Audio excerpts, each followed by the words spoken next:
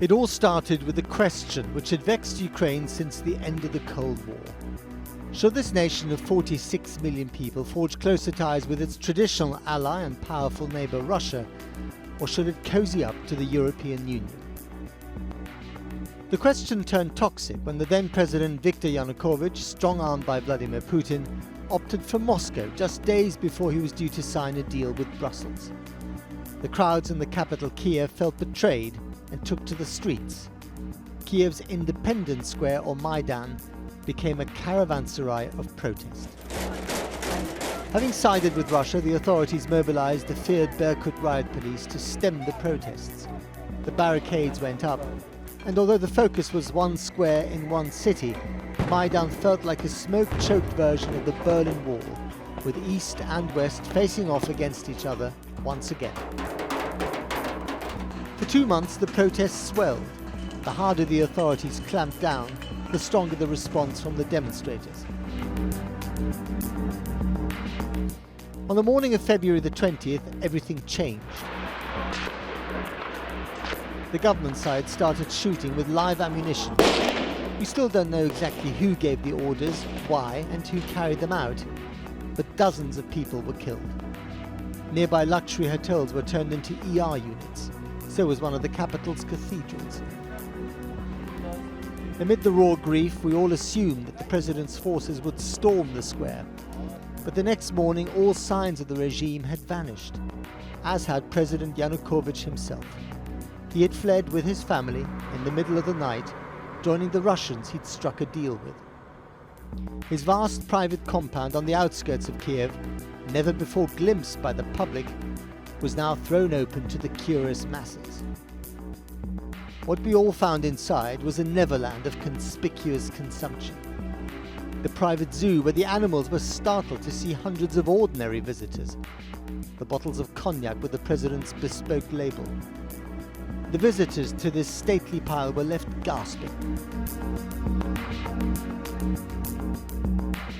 Enter Vladimir Putin. The Russian leader was busy exploiting the turmoil in ways that no one could have foretold. In no more than a few weeks, he organized the annexation of the Crimean Peninsula, the prized region of Ukraine with the closest ties to Russia. Troops started to pour in quietly. They became known as Little Green Men because they didn't wear the official Russian insignia, and Moscow denied all knowledge of them.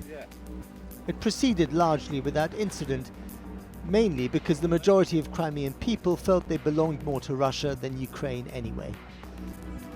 Formal annexation was voted in with an overwhelming majority, and Vladimir Putin arrived in Crimea as the victor, celebrated at home as the savior of Russia's bruised national ego, but vilified in the West as a dangerous leader who was prepared to redraw the borders of Europe.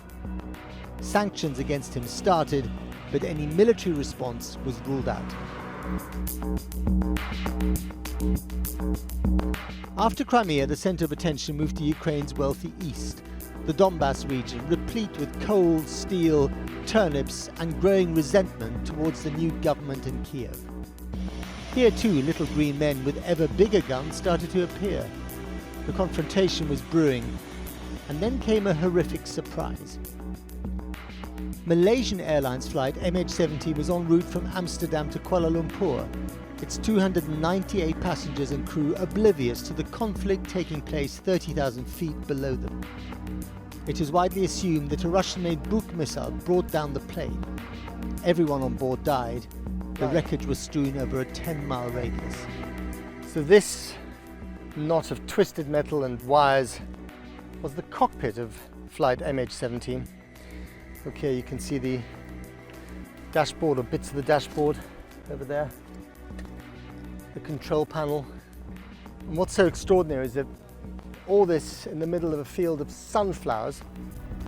Moscow blamed the Ukrainians for shooting down the plane in order to stir up international outrage against Russia. But the West sided with Kiev.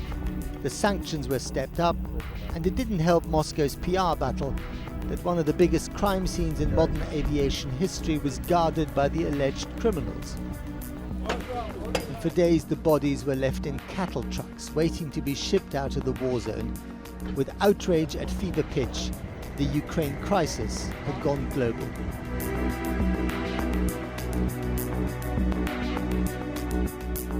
Despite numerous attempts at negotiations and ceasefires, both sides prepared for more war.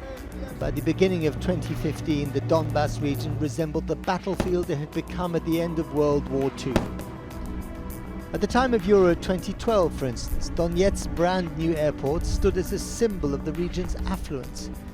It was rendered unrecognizable courtesy of rebel and Ukrainian artillery. There were reports of atrocities committed by both sides. More than 5,000 people had now lost their lives.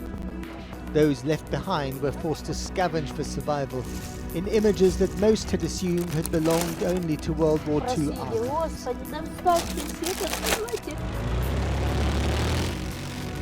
A drama that had begun with one question about Europe was now haunted by another. Where would all this end? Could it really degenerate into a fully fledged war with a nuclear-armed Russia on the West's doorstep? So far, no one is confident enough to say never. Thank you for watching. You should also watch the first video in this series, The Rise of ISIS, A Brief History of Violence in Iraq, and subscribe to Channel 4 News to see all of our best films.